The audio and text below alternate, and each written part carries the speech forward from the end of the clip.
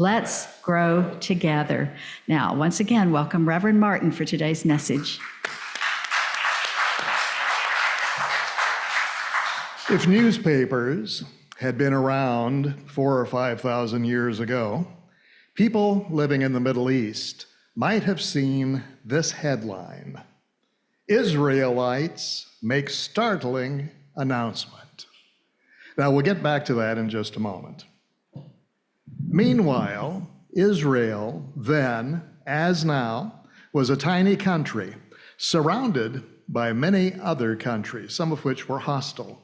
And these countries all had their unique languages, customs, and religions. And traveling through the Middle East in those days was difficult and dangerous. And that prevented the kinds of cultural cross-pollination that are increasingly common in our world.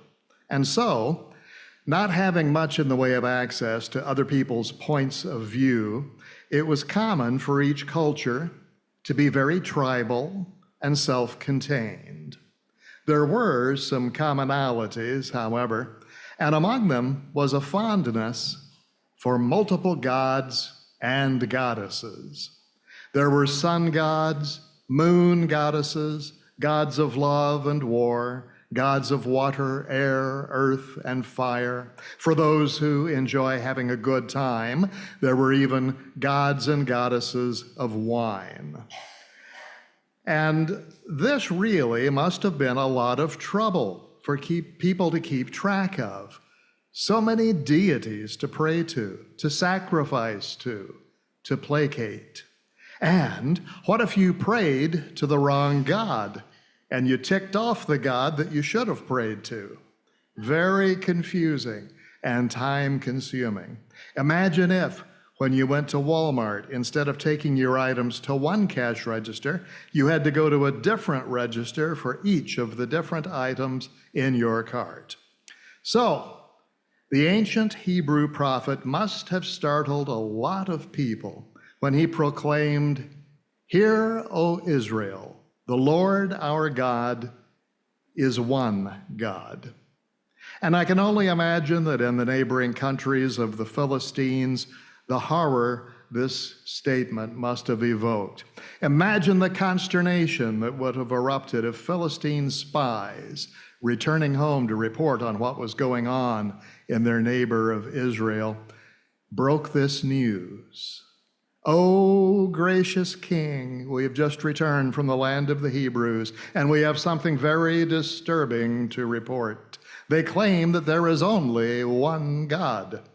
"What?" says the king, as the queen sitting nearby starts to get the vapors. "Yes, your majesty, I tremble to utter such sacrilege, but they claim there's only one God, and he is the Hebrew God. They're saying, 'Hear, O Israel, the Lord our God is one God.'" And the king starts to turn purple, and the queen faints and falls onto the floor. "Oh, but there's more, your highness. The Israelites also claim that they are God's chosen people." And the king leaps to his feet, flushed with indignation, and shouts, "This is an outrage. Send in the generals. This means war." Well, throughout history, many groups of people have considered themselves to be people chosen by the deity for a purpose, such as to act as God's agents on earth. The phenomenon of a chosen people is particularly common in the Abrahamic religions, Judaism, Christianity, and Islam. But it originally referred exclusively to the Israelites. Now, in Judaism, chosenness is the belief that the Jews, via descent from the ancient Israelites, are the chosen people. That is to say, chosen to be in a special covenant with God. And this idea is stated explicitly in the book of Deuteronomy, and it's alluded to elsewhere in the Hebrew scriptures, using other terms such as holy people. And the three largest Jewish denominations, Orthodox, Conservative, and Reform, maintain the belief that the Jews have been chosen by God for a purpose. And this choice is seen as charging the Jewish people with a specific mission, to be a light unto the nations, and to exemplify their covenant with God as described in the Torah. So that's the ancient idea of the chosen people, a group of people who've been given the opportunity to sense God's closeness, to hear the truth, to relay that message to the world. It was the Jews, of course, who introduced the world to monotheism, along with a system of ethics, morals, and laws that have shaped our modern view of life and its purpose. And it is the survival of Judaism to this day that attests to the eternal value of those ideas. But what about the rest of us? Are we chosen? Could we be the chosen people? Well, you might be surprised to know that several contemporary religious teachings claim that they are chosen because they are of the house of Israel, not necessarily by physical ancestry, but by spiritual ancestry. For instance, the Jehovah's Witnesses believe that this earth will be conquered and ruled over by 144,000 of the elect, descendants spiritually of the Jews. Seventh-day Adventists founded their movement on the idea that they were the end-time people, the chosen people, declaring the message of the book of Revelation to the world. The Mormons believe that they are descendants, literally, of the house of Israel, both by blood and by adoption.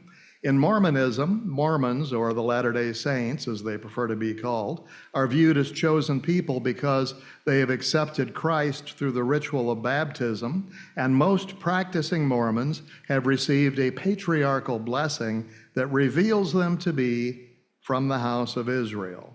And this lineage, as I mentioned, may be related by blood or through adoption. And as you may know, the Mormons in Salt Lake City keep one of the world's largest collections of genealogies. And that's why it's important for them to be able to trace their ancestry. The Rastafarians believe they're the true chosen people because they are descended from Israel's King Solomon and Ethiopia Queen Sheba.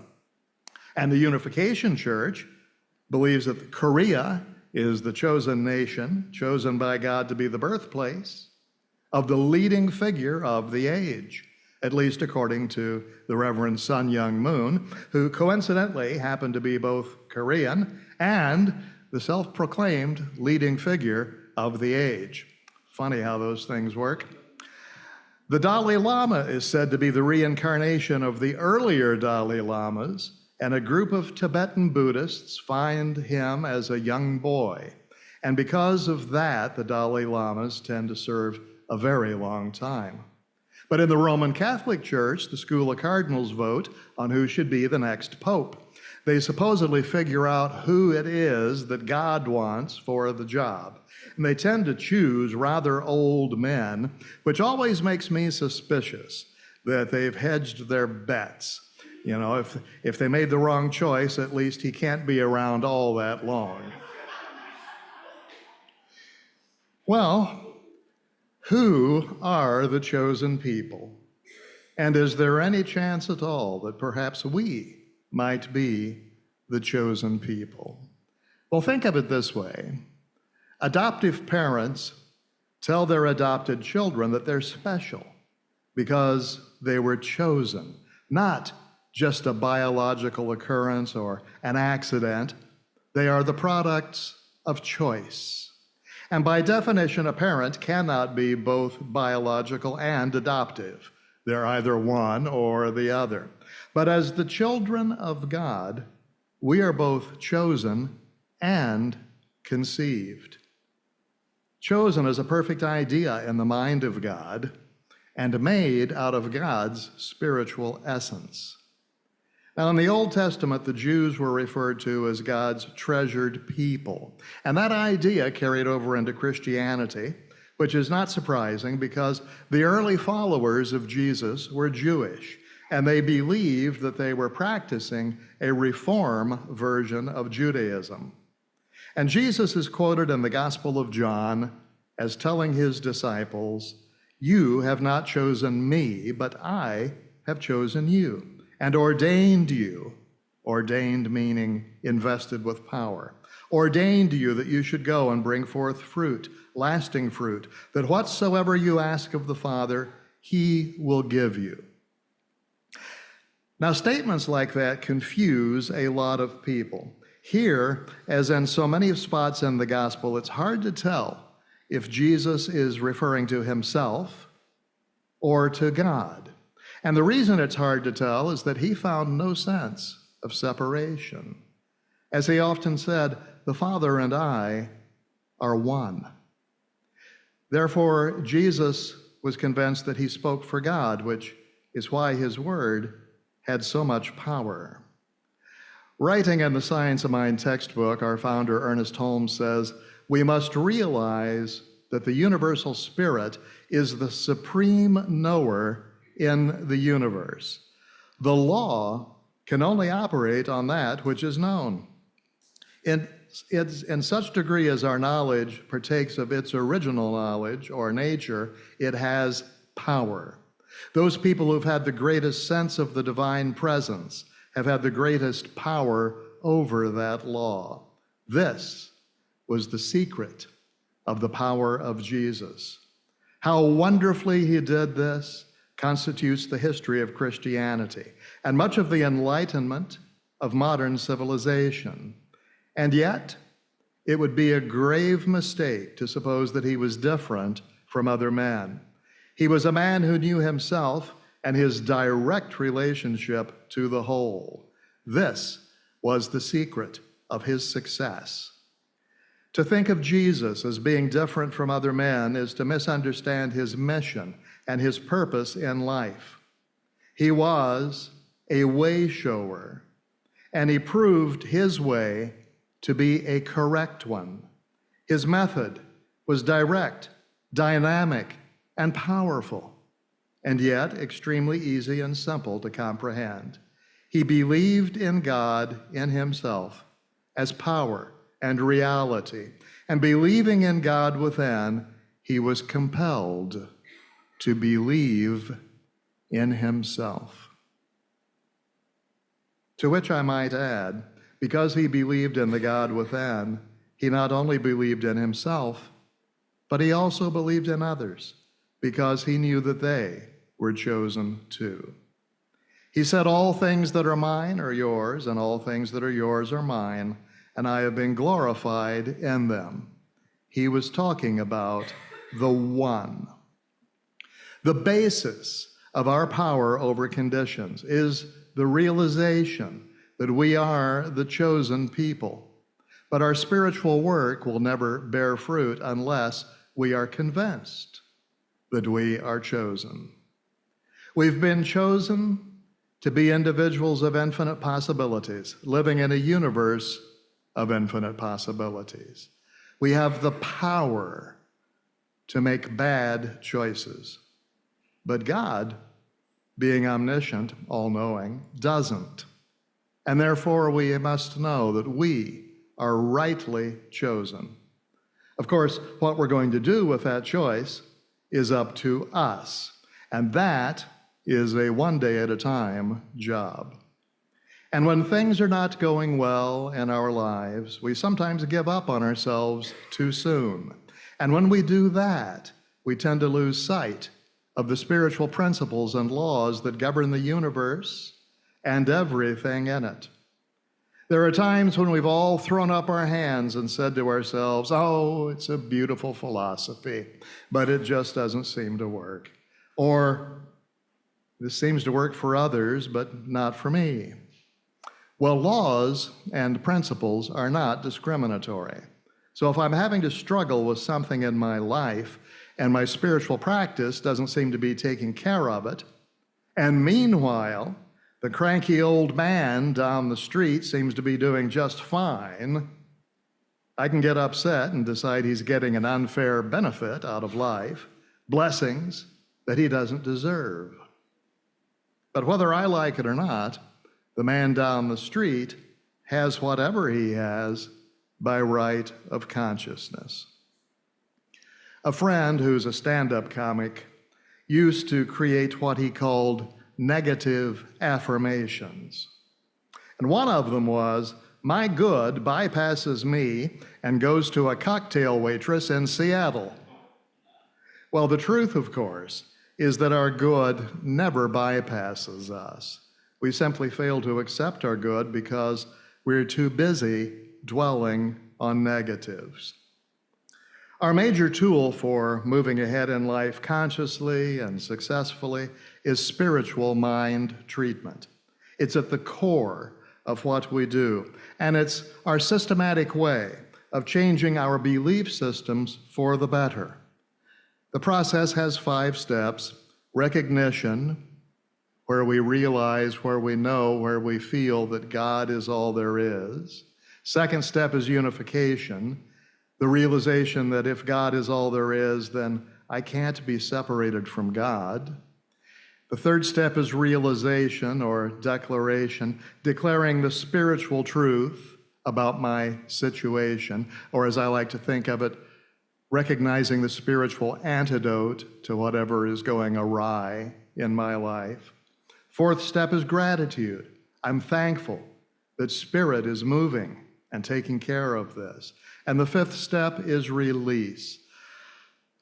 I let this go, and I allow the law to do its perfect work. Now, it's a wonderful system, but this 5-step prayer process won't work unless we firmly believe step 2, that I am one with God, that God is all there is. So I must be some part of God, some part of good.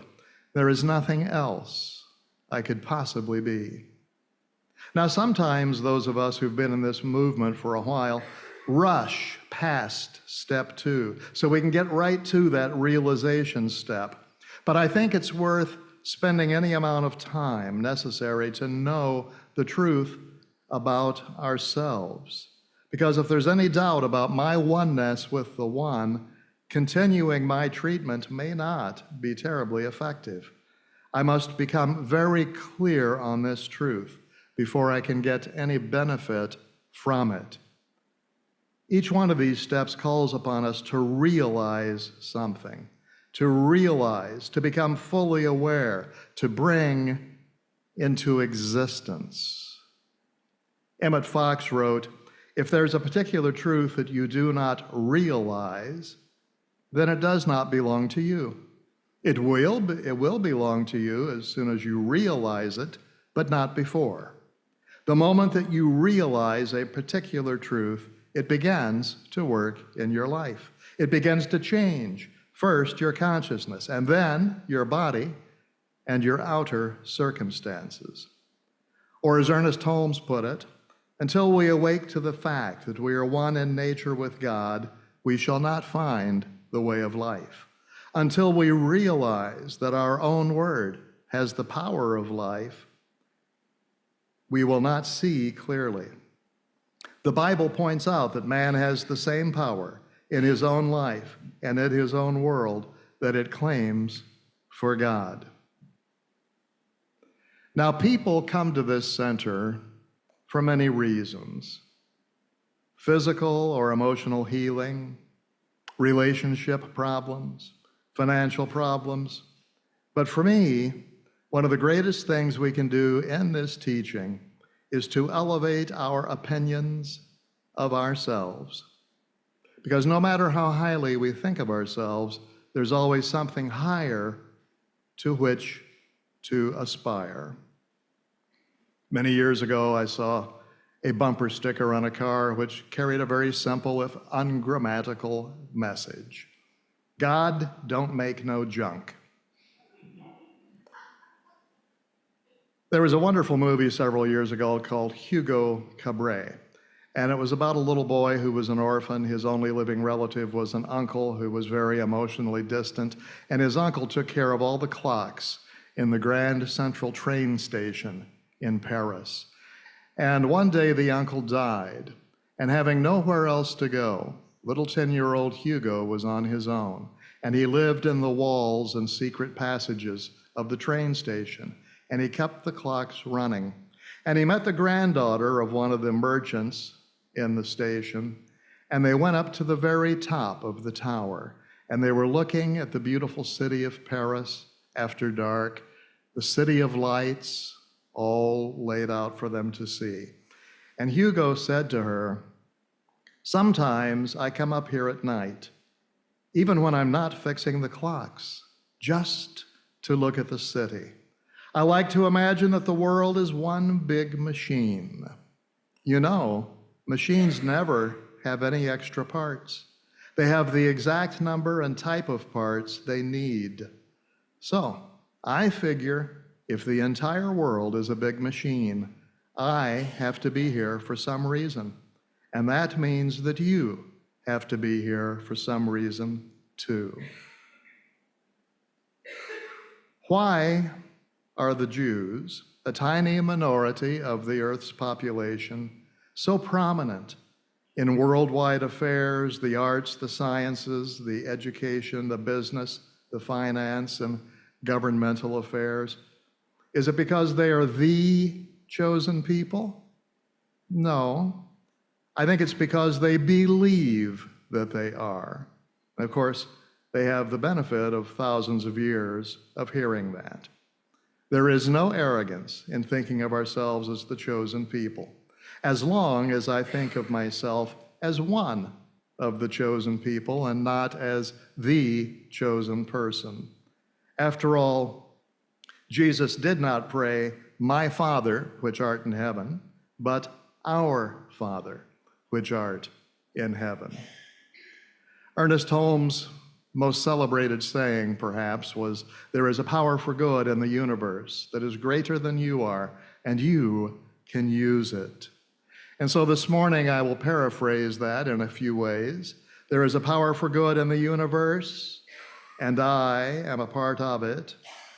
There is a power for good in the universe, and I am within it. There is a power for good in the universe, and it has chosen me to live fully and joyfully in this specific place and time. Jesus is quoted as saying, "With God, all things are possible." Well, now why? Why would he say that? Of course, God being all-powerful, God can do anything. No, what Jesus actually meant was, within God, all things are possible. And of course, you are within God, and there's literally no other place you could ever be. Jesus also told someone who came to him for a healing, "Do you believe all things are possible to one who believes?" And the man replied, "I do believe. Help my unbelief." Well, I do believe, help my unbelief. That describes us so often. What he was saying was that his faith wasn't really 100% just yet. Maybe it was only 67%. And he was asking for help with the 33% of his belief system that needed help. I don't know about you, but I need to be at this center on a regular basis to help my unbelief. Or as Raymond Charles Barker used to say, I need to be here Sunday mornings to remember the truth that I may have temporarily forgotten during the week. And what is that truth? That you and I are chosen to live life fully and joyfully right here and right now. Question: would you give a blank check to just anyone? If you would, come and see me right after the service. No, you would choose very carefully the people you gave blank checks to. In fact, there may not be a single person on this planet to whom you'd give a blank check. Off the top of my head, I can't think of anyone. But you and I have been chosen to receive a limitless supply of blank checks from the universe, and we can fill them out however we wish. The world is not against you, quite the opposite.